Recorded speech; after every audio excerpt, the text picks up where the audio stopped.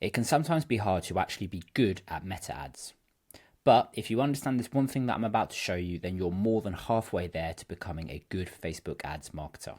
I see so many fitness businesses just throwing money at bad ads and they're getting suboptimal results or even just wasting money. Okay, they're not turning a profit. So what you need to understand is there's one metric that I'm about to show you, and this is what separates the good Facebook ad marketers from the bad ones. This is the single most important thing that you need to understand when it comes to running meta ads. Otherwise, you're just running your ads, you're absolutely blind, you have no idea whether they're turning a profit, whether they're successful. So yeah, this is very important. You need to understand this if you want to actually create profits from your meta ads. So with that said, let's go. Okay, so what we're talking about today, and the special ratio that I just mentioned, is the LTV to CAC ratio, or CAC.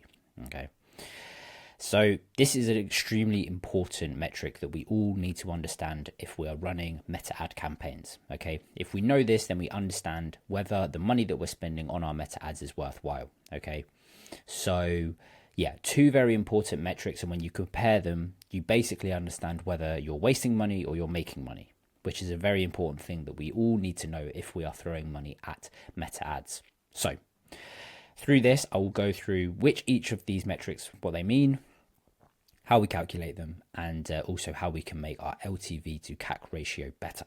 Okay, so here we are, the LTV to CAC ratio. So what do these things actually mean? Well, LTV means lifetime value.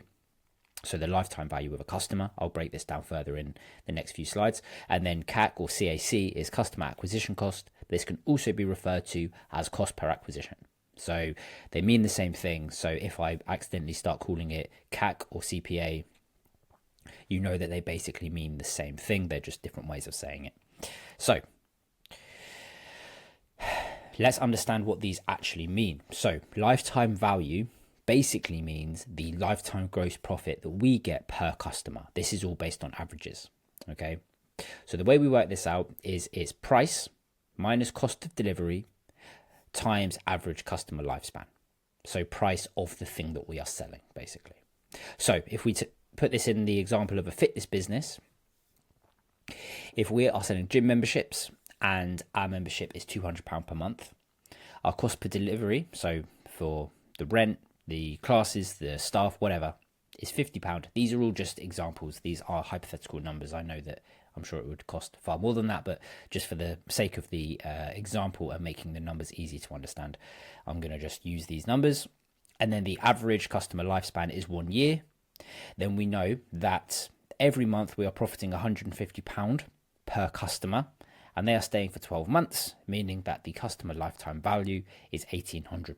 So hopefully that makes sense. So you can see £200 our price, minus 50 our cost per delivery, times by the average customer lifespan of 12 months, gives us £1,800. And then if we move to the other side, we have customer acquisition cost. So this one's a little bit more simple. We just take our total ad spend, we divide it by the numbers of customers, and that gives us our cost per acquisition. So obviously this needs to be time bound also. So we can't just, we need to make sure that the data is coming from the same amount of time. So if we're doing this on a monthly basis, we spend £1,000 a month on ads. We generate 10 customers through these ads. That means that our customer acquisition cost is £100, because 1,000 divided by 10 is 100. So hopefully you can start to see now how we're going to calculate this. I've used very simple, easy to understand numbers. I'm not great at maths. I'm glad that calculators exist. But yeah, so hopefully we can start to see now how we can work these out, put them together, and start to understand whether our ads are profitable or not. So why does this matter for meta ads? So I've basically explained that we can see whether we are running profitable ads or not, but we can go a little bit deeper on this. So it allows us to understand what our maximum customer acquisition cost can be. So how much can we actually afford to pay per customer and still be profitable? Now, this is useful information because what I do see is people only look at the short term. So how much money are these people going to collect? If you're running meta ads and you're in the fitness business, if your customer, say your gym memberships are £100 a month, okay, and your customer acquisition cost goes above £100 a month, then in the immediate, like the short term, you're not actually making a profit. But when you're made aware of the lifetime value of your customer, and you start to understand that your average customer stays for 9 months, then that £100 or that over £100 that you spent for your customer, or for that new customer, you're actually going to be profiting £800 to £700 when you look at it with a long-term view. However, it's hard to do that because in the short term, you're only taking £100 off them and you've just paid £150 to get them. So in the immediate, for the first month, yeah, sure, you're in the red. But over the lifetime of that customer, you've profited massively off them. So it's really important to understand what our LTV is, because it allows us to be a bit more ballsy when it comes to marketing. Okay, it allows us to spend a bit more, take some more risks, try things out. And that's what marketing is all about. Okay, we need to constantly change, refreshen our ideas, freshen up our angles, and remaining profitable. So yeah, understanding your LTV is one of the most important things, because like I say, you can just be a little bit more ballsy with your marketing spend, and it allows you to invest slightly more into it. It also is going to show us our scaling potential. So it indicates how much we can actually spend on ads and remain profitable. And it also allows us to identify winners. So those cash cows that are part of your services. Perhaps you have a number of services, perhaps you even sell products, like digital products, physical products, supplements, whatever. What it allows us to do is identify really big winners. So things that maybe aren't actually as expensive, but have a really, really good LTV to CAC ratio might actually be the most profitable things that you are selling in your business, meaning we can push more of our marketing spend towards that, because in the long run, that is going to generate us more money. So yeah, it allows us to identify these winners and we can double down on those winners to make more money, which is also great. So my head's in the way. I'm going to make myself smaller. So how do we actually calculate this? Well, I'm sure you've seen already, or you understood already, but we calculate our LTV, we calculate our CAC, and we divide the LTV by the CAC. So for example, based off the examples earlier, we have an LTV of £1,800. We have a customer acquisition cost of £100, meaning that our LTV to CAC ratio is 18:1, which is insane. Okay, don't think that that's normal. This is really, really good. If you were a genuine business owner and this was your LTV to CAC ratio, you're absolutely crushing it. And I would say throw the kitchen sink at your marketing, because you have a lot of scope for scale. But once you've calculated your CAC, you probably need to understand what is good, what is bad, and where does that leave your business, or at least your marketing. So I will cover that in this next slide if I can go through. There we go. So what is a good LTV to CAC ratio? So 3:1, I would describe that as sustainable. Okay, you're making a good profit, but scaling might be limited. So if you find yourself in a position where your LTV to CAC ratio is 3:1, it's definitely not bad. This is good. This is healthy. You know, if you can put £1 into a machine and it kicks out £3, then that's really good. But what I would say is, instead of starting to scale up, we can scale up slowly, maybe get our LTV to CAC ratio closer to 2:1. But then at that point, we'd maybe start to think about how can we improve our CAC? How can we improve our LTV, or how can we decrease our customer acquisition costs?